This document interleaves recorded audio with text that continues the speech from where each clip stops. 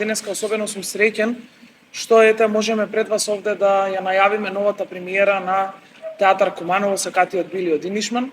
На моја многу голема радост играм ликот на Бартли. Еден прекрасен лик кој што исто така со другите ликови некако е заглавен позади таа вечна тема на суровост и вечната тема на хуморот, на суровоста и така натаму, кој што ликот ќе има својата премиера на 18 заедно со моите колеги кои што направивме една прекрасна представа, представа која што ќе го збогати Театар Куманово со уште една премиера. Сакав сега да кажам дека Театар Куманово го има најдобриот ансамбл, затоа што ќе направиме една представа која што ќе живее долго. На мала сцена на Театар Куманово ќе видите ликовите на Ајлин, Бартли и другите колеги кои што сега за жал не можеа да бидат овде. Но пред се сакам да се заблагодарам на довербата на Јане да ми го даде ликот, да ми го довери всушност ликот кој што го играм и кој што особено сум среќен. Втор пат работам со Јане Спасиќ како режисер, нели, во неговата прва представа играм и се сеќавам дека уште тогаш на една премиера, се веројатно се сеќава и Кети, колку бев мал, сега можеби малце повозрасен. Ако не сум забравила. Малку повозрасен. Повторно се сретнавме на штиците што живот значат и тоа ни малку не е за мене беззначајно.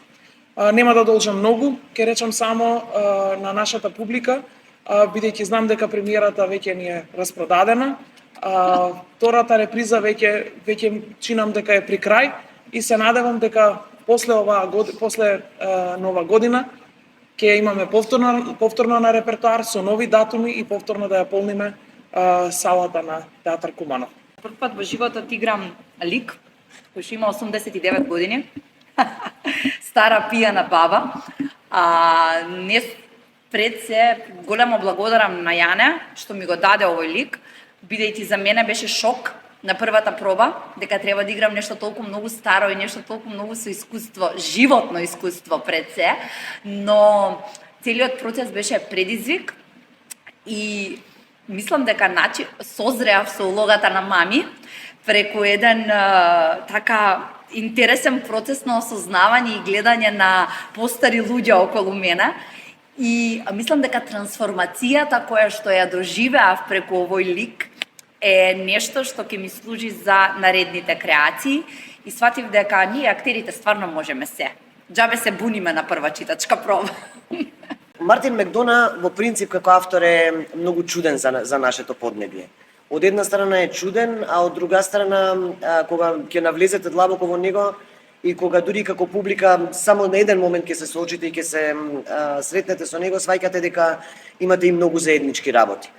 Ова е представа на едни многу чудни ликови, исклучително слободни, особено во изразот, особено во говорот, кој што можеби на прв момент ќе ви делува дека е чудно, дека толку слободно се изразува, дека толку слободно се однесува, си велите, ама чекај сега луѓево нели малку се нели по внимателни во однос на своето однесување, ова не е така во животот, не токму така е во животот.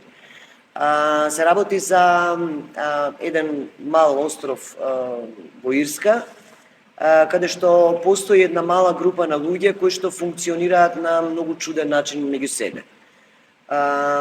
Едни две тетки кои што останале сами во животот, по случајот на околностите стануваат старателки на некој начин на Сакатиот Били. Тоа е едно момче кое што неговите родители го оставаат заради тоа што кога се родил Сакат. Меѓутоа тие држат продавница, еве вака се најосновно, тие држат продавница, живеат тука во селото, на островот. Не, тоа се 9 лика и попатно ние споменуваме и други ликови кои што не се појавуваат во представата, меѓутоа многу често имам чувство дека на тој остров, во таа Ирска, само тие се 9 луѓе кои што живеат, како да не постојат други, како да нема други. Нивниот живот е толку испреплетен, тие функционираат безпрекорно, се навредуваат, се сакаат, се обидуваат, нели, да бидат добри едни за други, некогаш излегува дека не и така натаму, меѓутоа се работи пак на крај покрај одредени суровости кои што ликовите ги искажуваат во текот на представата, пак на крај се работи за едни исклучително чувствителни луѓе, кои што заради суровоста на животот, на околината, можеби се однесуваат така како што се однесуваат, но сепак во себе носат една длабока емоција на сочувство, на емпатија, на сакање на другиот. Која е пораката? Пораката, па сега, Ирска можеби не е толку лошо место за живење. Има една реплика. И америте пардон, сакаат да Кети. дојдат тука да снимаат. Вика, околу мене има куп сакати луѓе, само што не им се гледа од надвор. Не им се гледа од надвор, да.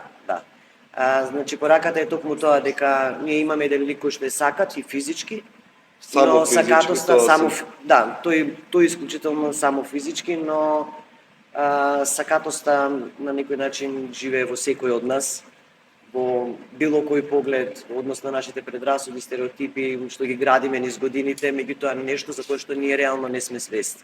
Апропо репликата. Предрасудите?